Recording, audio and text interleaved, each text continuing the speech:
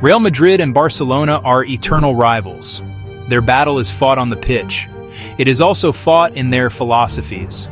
Barcelona builds its identity around its youth academy, La Masia. They grow their legends from within. Fans see players like Lionel Messi, Xavi Hernandez, Andres Iniesta. They are symbols of a club that trusts its own. Real Madrid, however, has a different approach. The club is famous for buying the world's biggest stars.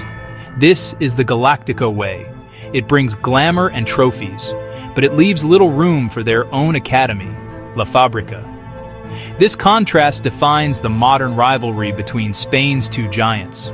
The divide is not just about transfers, it is about culture, what each club values most.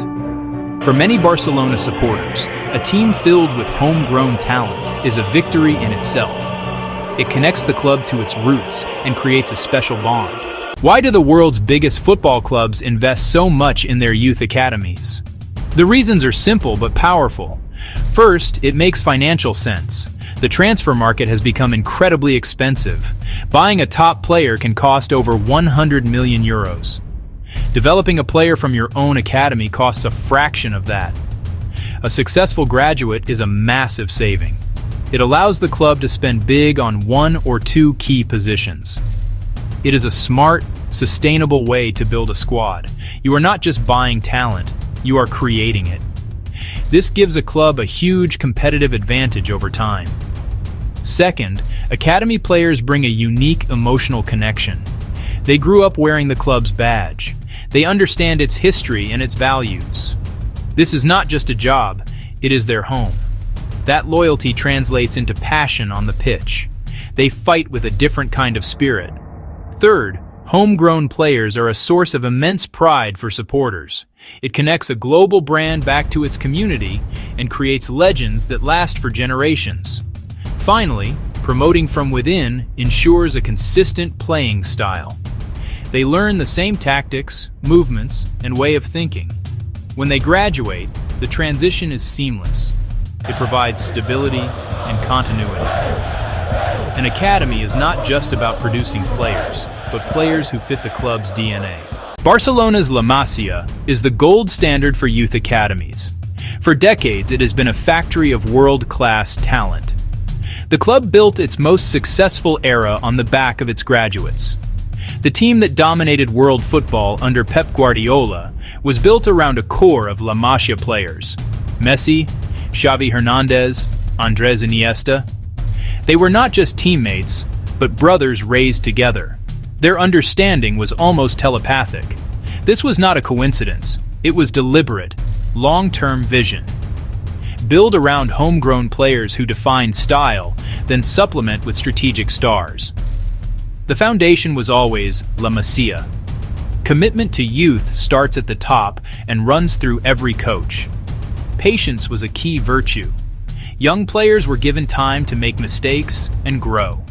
Players knew that if they worked hard, real opportunities awaited. Even in financial crisis, the academy was a lifeline, keeping the club competitive while rebuilding. La Masia is more than an academy. It is hope, heritage, and future.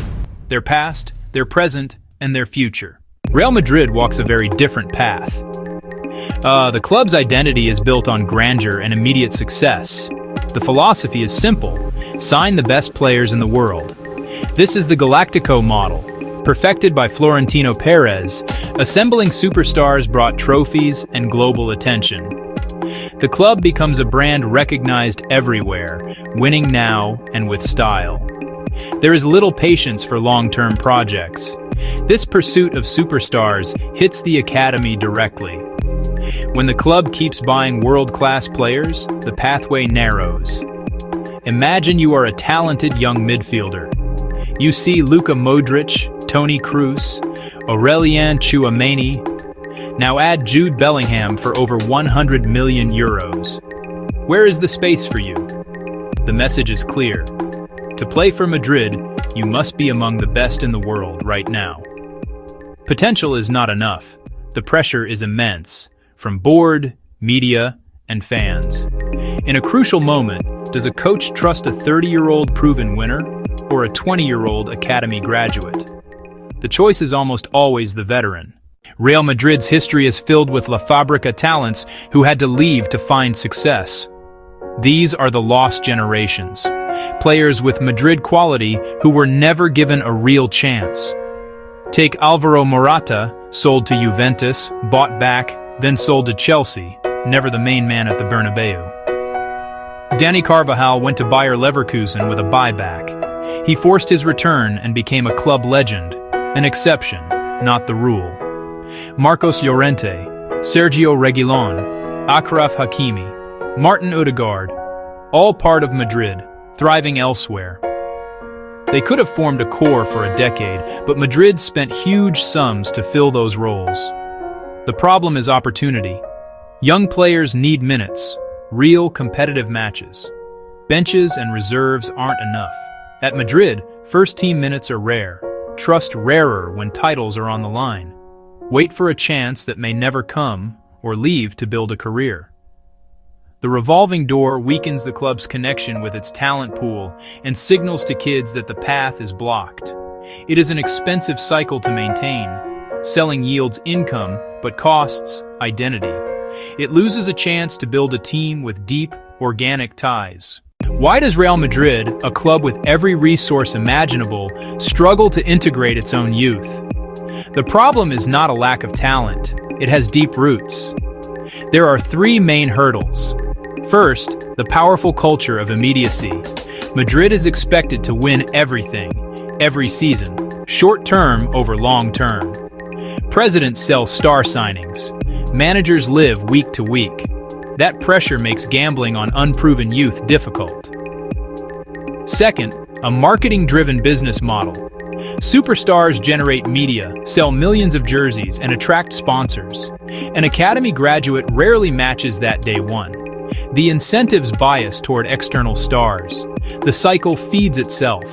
Third, coaching and institutional instability. New ideas, new favorites, little time. Few get to know the youth. Fewer can build for the future. A coherent policy needs long-term vision. Win-now culture, marketing, and instability combine into a barrier between La Fábrica and the first team. It is systemic, not one person's fault.